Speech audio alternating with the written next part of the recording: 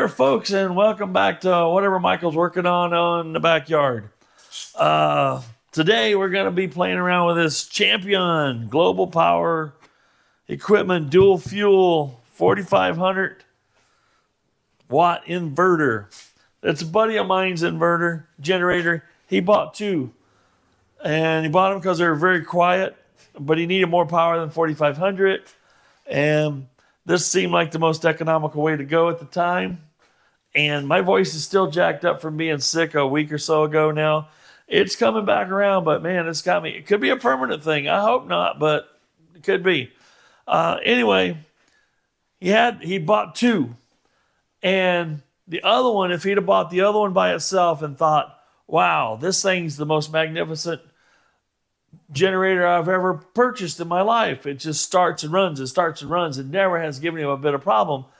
But its twin brother here has not been of the same qualityness, as it were. I don't know how many hours are on it. The battery is dead. It's got a start. It's also you can also pull start it. But he also told me the last time he was in here, he pulled the cover off and he could see where a mouse had gotten into it possibly. So I don't know what we're getting into here. We're going to pull some covers off and take a look-see. And we're going to discover together what's going on. As you can see here, this cover he had off. And he had taken and put it behind the other one that was running. Well, that's where the exhaust is coming out. And that's kind of heat gun melted that a little bit. Didn't hurt anything. It's strictly cosmetic. But we're going to try to figure out what's going on with these. This is dual fuel. It does run on propane or gas.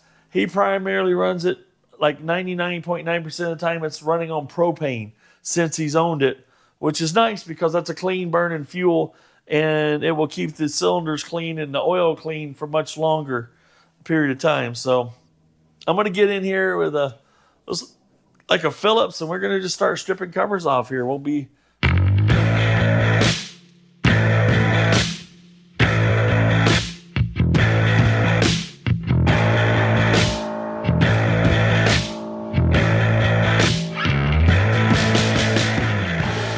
Everybody, we're back.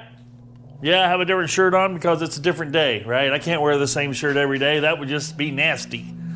Well, I got in here and I started looking things over and I pulled all the covers off, possibly unnecessarily, right? Possibly.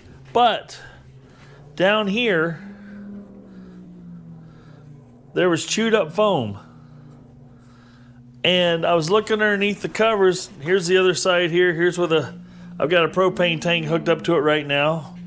But just kind of looking things over, seeing if I could see if any wires had been chewed on. And all the pieces that I pulled off, all the foam on everything seems to be 100% intact. On the inside cover here, nothing's been chewed on there. Oh, wait, here's this just in. I didn't notice this the first go round. So this is the cover that was on this side over here. And sure enough, a mouse had gotten in here. Whoops, I'm trying to point with the camera. That doesn't work. A mouse had gotten here and chewed that up. That's what I wanted to see. At first I didn't notice it, but now I have. Silly me.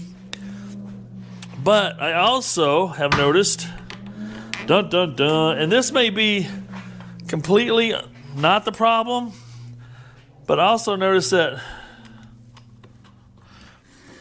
I wanted to check compression. Because my buddy had said it's been harder and harder to start, doesn't want to run, blah, blah, blah. And just for fun, I hooked my compression tester up to it.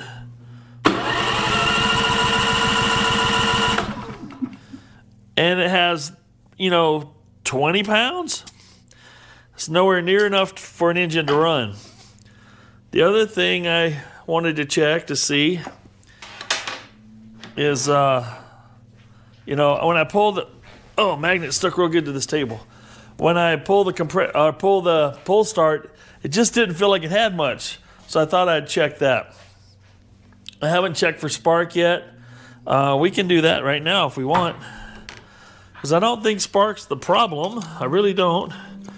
Actually, I could probably put this back in. This spark plug looked pretty good. I didn't see anything alarming there at all. So I'm going to go ahead and stick that back down in here for now, if I can get my fingers back in there. And the spark plug was tight, but not over tight, but it was actually tightened up properly, it felt like. Had a nice crisp, let's call it snap, when I backed it off, but nothing excessive. So we're going to go ahead and stick that back in for now. A little tweak there. And it kept my rubber boot. Give it back.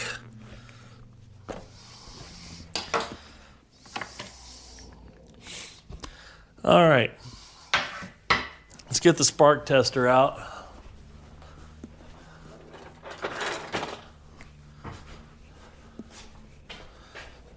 See if this one will work on this guy. Should. Oh, maybe it won't reach. Huh. Let's just see if we can hold it here. Maybe it'll jump, do something. Oh yeah. You guys see that? No problem with the sparkinators. So we got spark. We definitely don't have compression. That thing rolls over way too easy. Now, when you guys are charging up your battery, if your battery ever goes dead, it has a nice little quick connect here for taking the battery out of the unit, like this. These are lithium ion batteries. These aren't your lead acid batteries. So don't throw your lead acid battery charger on it. Might cause a problem. May destroy your battery. May blow up. I don't know what might happen, but it won't. It's just not. You got to use the right charger. Fortunately, I have those NoCo Genius chargers in my on my workbench that I charge all my batteries with. I just plugged it right. It's a 12 volt. I just plugged it right in there, brought it back to full charge. This thing was like, it wouldn't even make a click hardly. It made one click and died. Then it wouldn't make any noise. Then all of a sudden, she whips her over whippy snippy now. But the problem I think we have here, it says some of the maintenance stuff that you go online, find they got a nice little maintenance schedule. Every 250 hours, check the valve clearance. I have a sneaky suspicion we might have some valve clearance problems, like there is not enough valve clearance or there's too much. One of the two. Both can result in low compression. All right, let's pull that off, and I'm just going to get this rubber hose off to here. Pull off these 4 bolts. Just takes an 8mm socket.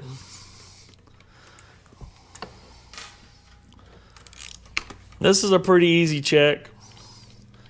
Now, I've never worked on one of these before, but you know me, I can do a little research and just become a quick expert.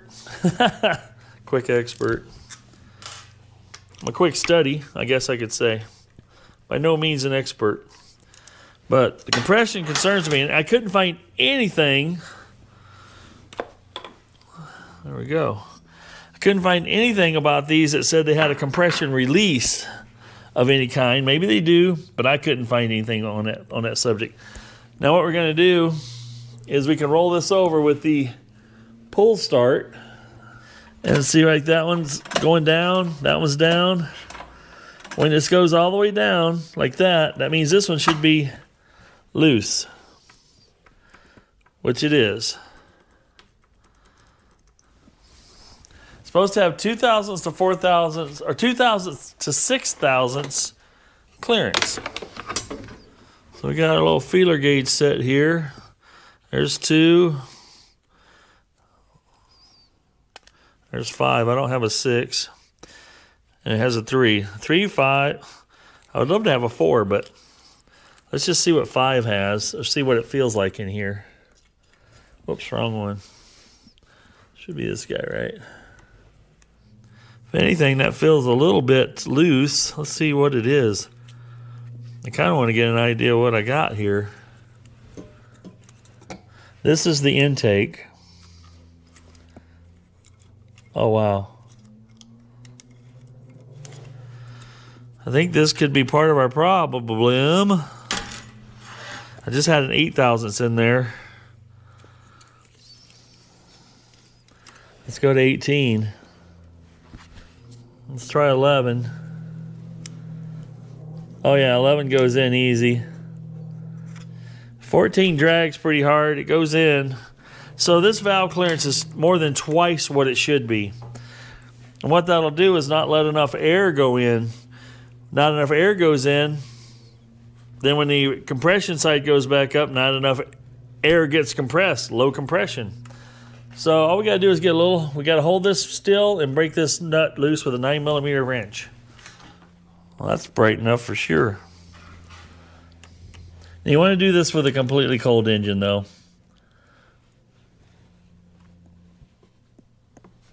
Well, that was plenty tight, no doubt about that. Now we want to get our, I'm just going to do a 3 thousandths.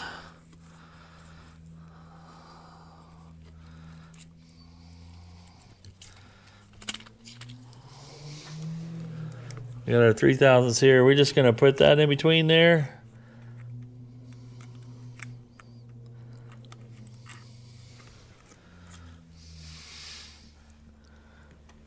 There we go. And I'm just going to turn this. Hope you guys can see this. I'm just going to turn this till it touches.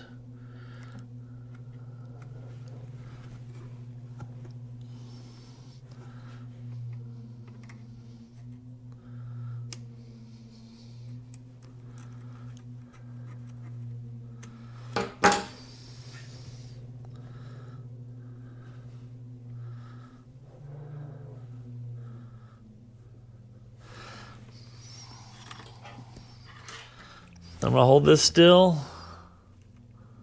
while I tighten this nut back down.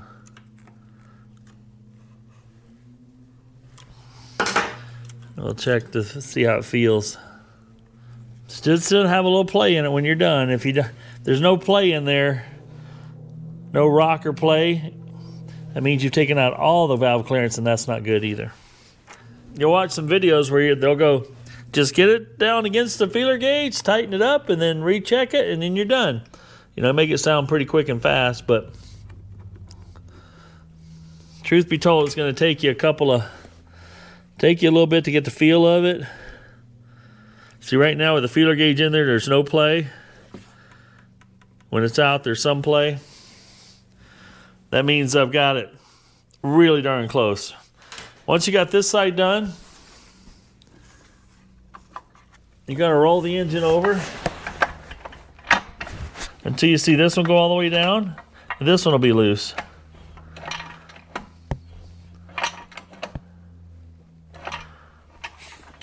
Come on, a little more. There we go. This is how they explain to do it. Whoa. That one's really tight.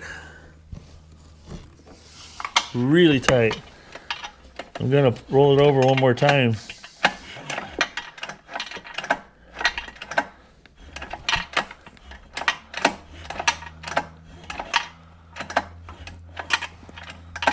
Try to pull this over really easy. It's kind of hard to do.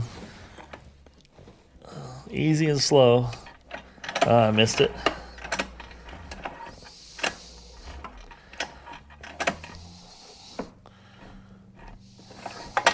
Yeah, see, that one should be loose right now. That is tight. What that'll do is cause the valve to be held open, which will absolutely not create any compression. So this might hopefully, and the other thing it could do is you could burn your valves. Look at that, still no play. What's going on here? There we go.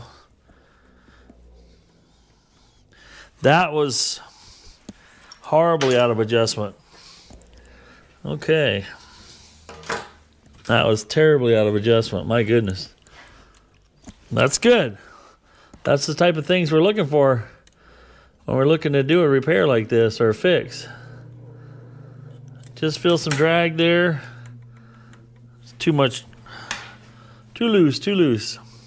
What I need to do is take this feeler gauge, put a bend in it. That way I can deal with just it, no other anythings.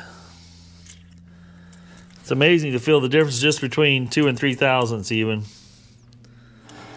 So what you want to feel is slight drag there, and you should be able to grab this and not feel any play. And I'm holding this still. What you get when you tighten this nut up, what that nut can do is take the slop out of that thread and make it actually looser than it should be. But the nice thing is I don't feel anything there. And now I feel play there, 3 thousandths worth. Perfect. I'm gonna go back to this one. I want to double check it. Okay, we got that back in there. Yeah, I've got it way too loose. I accidentally had another feeler gauge stuck in there. I didn't even notice it. There's a 4 thou was in there along with my 3 thou, so that made it way out of whack.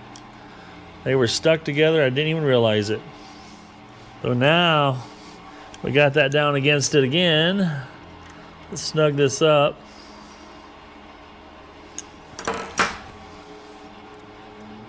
A little bit of drag there. No play.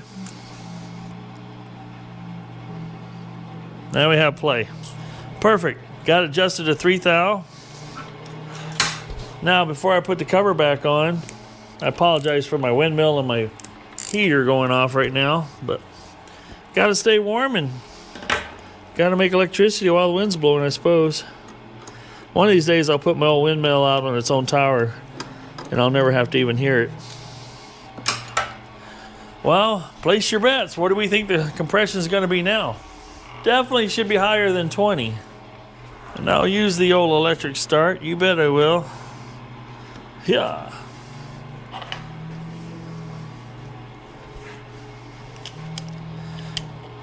Okay, cross your fingers. Let's see what we got.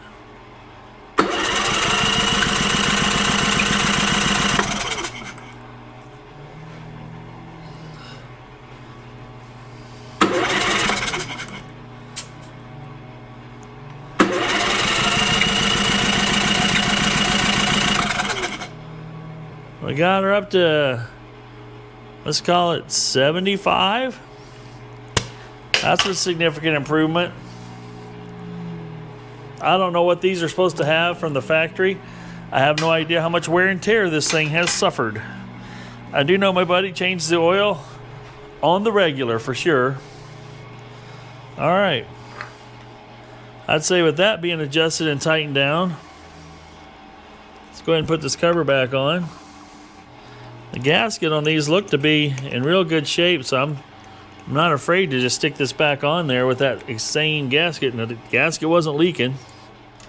Be careful not to over tighten these. This is just aluminum. Can easily be over tightened if you're not careful. Let's put this breather hose back on place.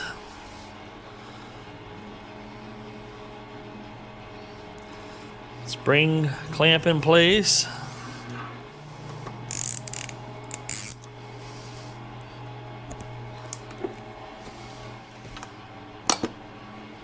Spark plug back plugged in. The other thing the maintenance says to check on a regular basis is your exhaust spark arrestor here. Still an 8mm socket. It says just to brush it off, take a look at it, make sure it's just not, all together plugged. Looks like a nice little cone screen. That looks very clean.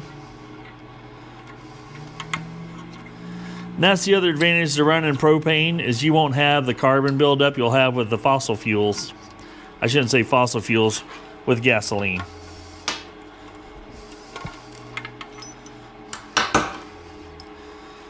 This looks really, really clean.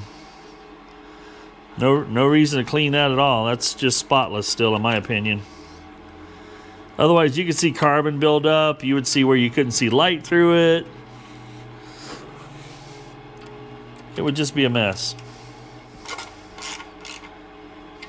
Now, the fact that we only got 75 pounds of compression, that's not marvelous at all. not for a 4-stroke. But I also don't know that this doesn't have some sort of compression release, because I saw the exhaust valve do a little extra wiggle action. It wasn't just 1, 2 compression, 1, 2 compression. It was 1, 2, then another little action there.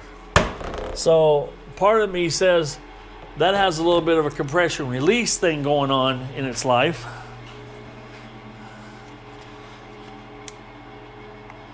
And it's definitely way better than 20 pounds. Sun's coming right in my window right now.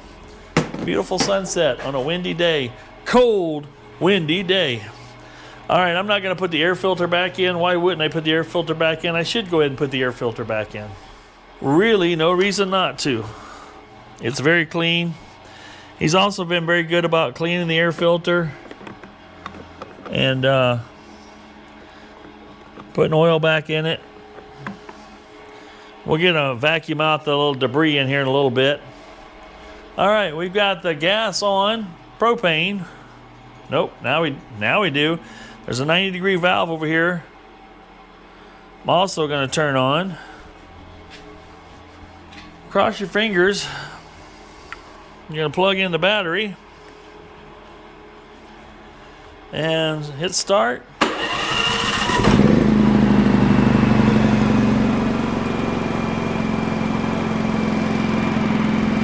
She's quiet even without the covers on. These are only supposed to run about 61 decibels. Can you turn it back to on?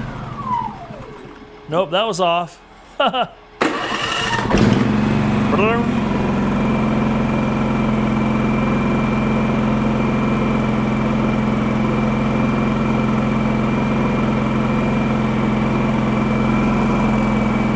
didn't even use the choke. It's in eco mode, so it says here.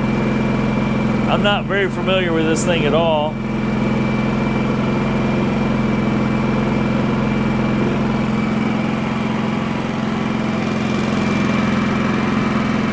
Seems to run really nice. Hertz are 60, A is 0.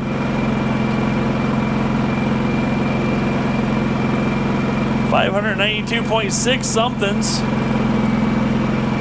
122 volts.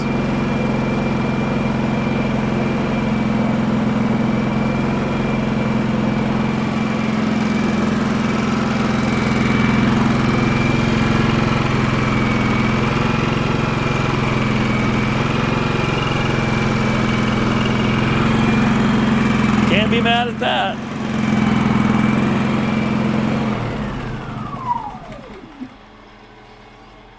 Guys, gotta like that a lot. All right, it's been over an hour. The engine is, let's just call it room temperature, because I didn't run it that much to start with. Everything is what it is. Let's see if we can give it another fire up here. Now we're gonna go ahead, the gas is on. We'll turn this valve on. Turn this to the start position. Let's hit the starter and see how fast she fires. We're not going to use the choke at all.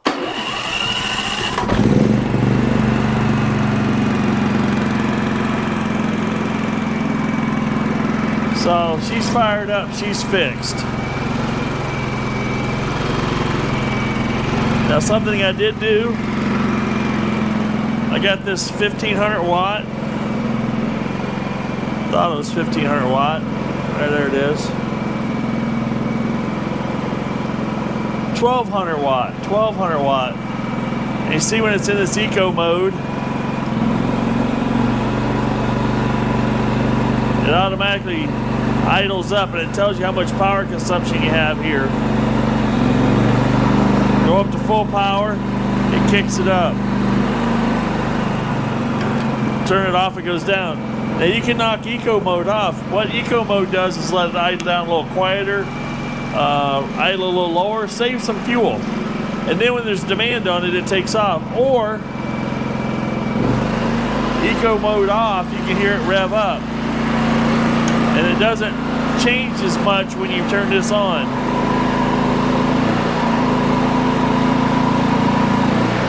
About the same RPM, but you can tell there's a little bit of a load on it.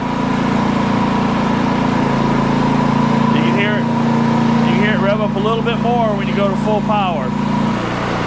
Now this is only 1200 watts. This thing can handle 4500 watts, according to this. I think 4500 might be peak. 3500 watts consistently drawn to constant draw. That's the word, constant draw. So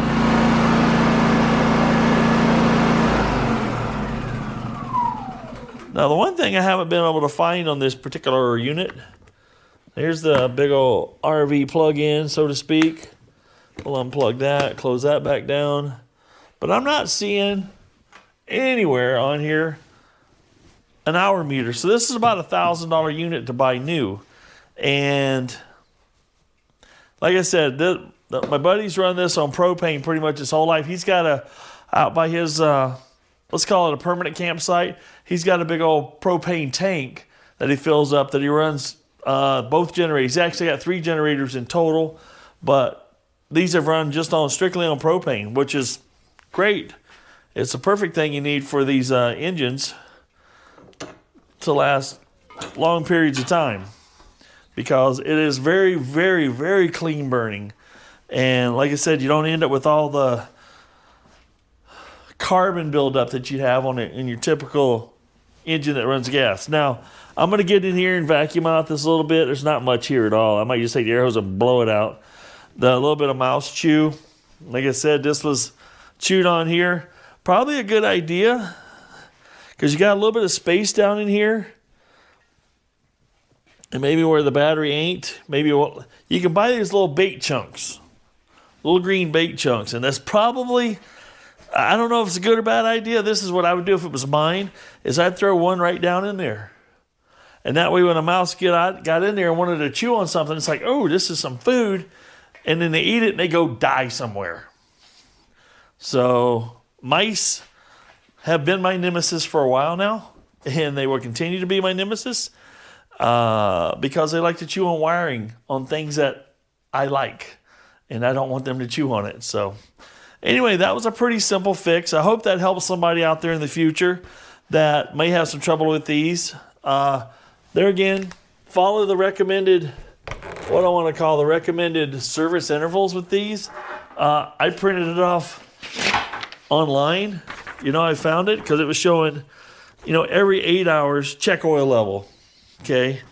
Clean around air intake and muffler. Sure.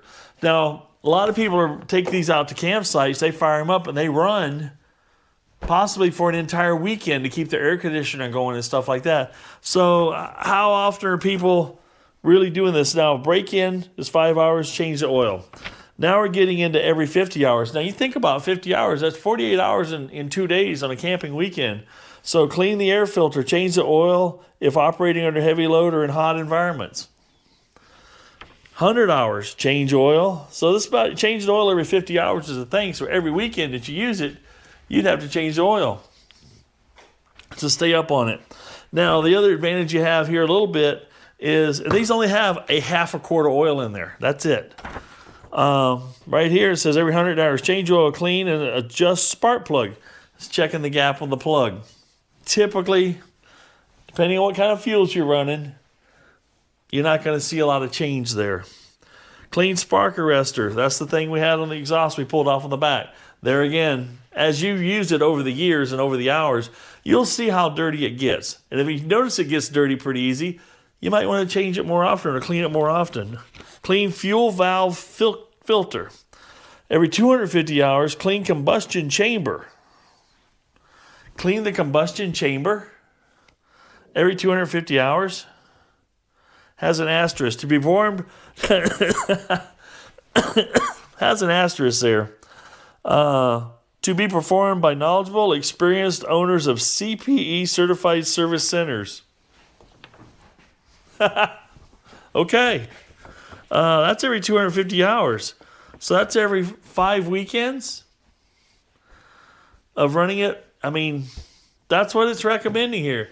And maybe if you got to do stuff maybe this isn't the generator for you if you got to do it that off. Every 3 years, change I'm sorry, clean the combustion chamber and also check adjust valve clearance, which is what we just did. Now, I confirmed with my buddy, the valve adjustment was way overdue. I mean, he pretty much ran this all last summer. And I told him what I found out with this one, the twin to this one he has, he goes, I'll make sure I'll check that now because it's a problem. It's not a problem. It only starts real fine. But you want to catch them before they get as far out of adjustment as this one was, because the exhaust valve being held open too much can cause that exhaust valve to burn, and you don't want that. The valve sealing seat where it seats can burn and not seal as good and not get as good a compression. Anyway, that's just page, I think it was page 26 on the manual I found online for this guy. So pretty straightforward. I like this unit. It's quiet. Like I said, 61 decibels.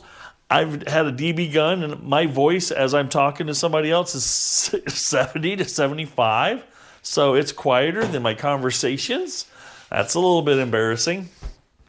But the noise you heard here was with it, no covers on it. It's pretty quiet, no covers. You put all these covers on it, it gets really quiet. Now I'm going to end up stuffing this battery back in there. I'm going to unplug it. You know what I want to do? I'm kind of curious how much voltage is going into this battery when it's running.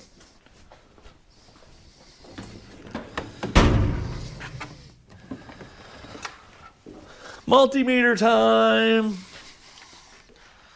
I know you guys might not be able to see this, but let's just see. Let's see what we can see. Are you down? Are you looking right at me?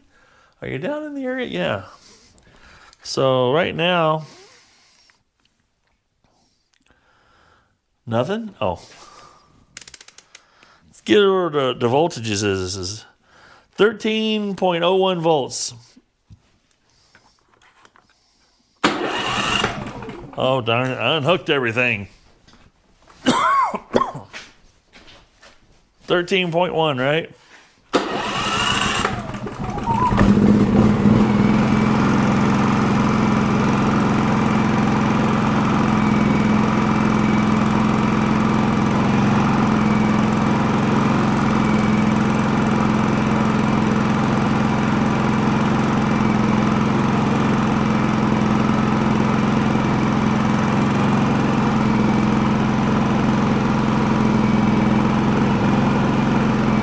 Take it off eco, see if it actually revs up and puts more toward the battery.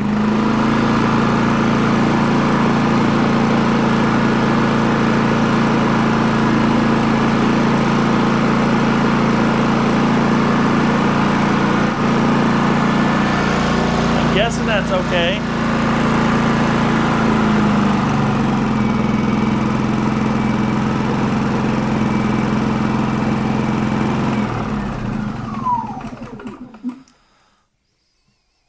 I mean, yeah, sure.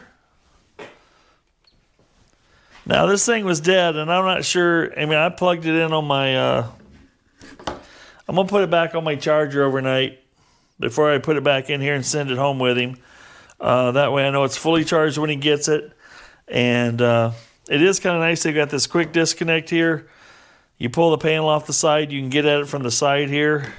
You can also, this battery actually really easily slides in here. It's not a bad setup overall. I'm not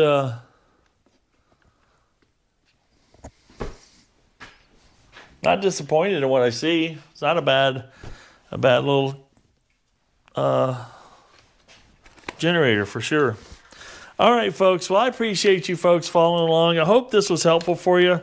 If you haven't, don't be afraid of these little engines like this. For the most part, it's pretty simple stuff. Depending on what conditions it's been kept in, how it's been stored, what kind of fuel's been used in it. Has it been stored with some old gas in it? This one, for example, hasn't been stored with old gas in it. Did a mouse chew on some wires? Not in this case, thank goodness, but it could happen. These are actually pretty intelligent little units.